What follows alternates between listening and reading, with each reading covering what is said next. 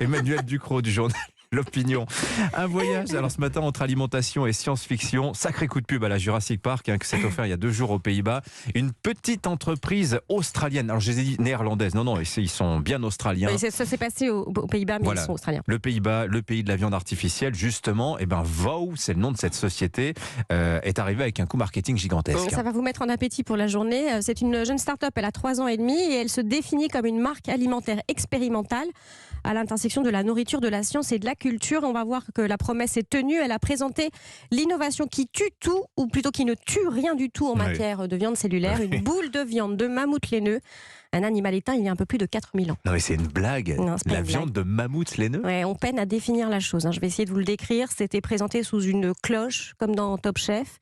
Une boule de viande de la taille d'un petit ballon de hand. La couleur et la texture d'un steak haché bien cuit. Oui. Pas très appétissant.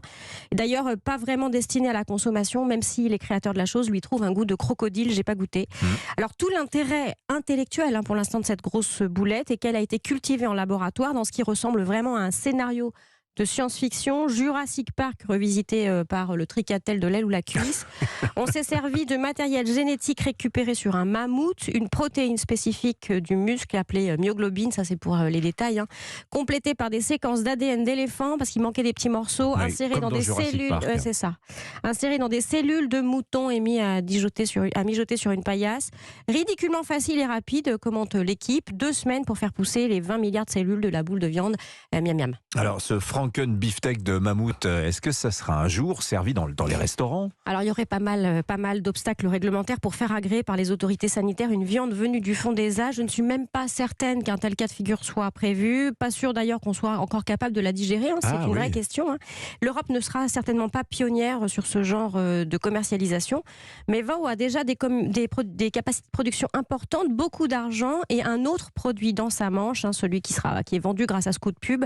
C'est un produit à base de caille artificielle qui, lui, devrait être vite commercialisé au Japon. Mais quel est l'intérêt, Emmanuel, d'une telle cuisine ? Ça fait quand même un peu apprenti sorcier.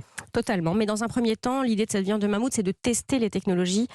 Tout ça sert aussi à démontrer qu'un des points critiques de la production de viande cellulaire, c'est-à-dire le fait d'avoir besoin d'un animal mort, généralement un veau, comme source, peut être contourné. On peut faire de la viande sans vivant. Alors, le grand rêve de cette industrie naissante, de la viande artificielle naissante, mais aussi déjà florissante, c'est aussi de faire de la viande plus vraie que nature, sans les inconvénients de l'élevage aucun, et pardonnez-moi l'expression, mais sauvant la planète, puisque c'est de la viande ex nihilo, à partir de rien. Oui, alors ça sert surtout à se donner bonne conscience, parce que tout ça prend quand même beaucoup d'énergie et de ressources. Question marketing, choisir la viande de mammouth, animal mort d'un changement climatique, c'est bien vu. La première idée de Vow, c'était de reconstituer de la viande de dodo. Vous savez, ce gros volatile australien qui, lui, a aussi disparu, mais on manquait d'ADN.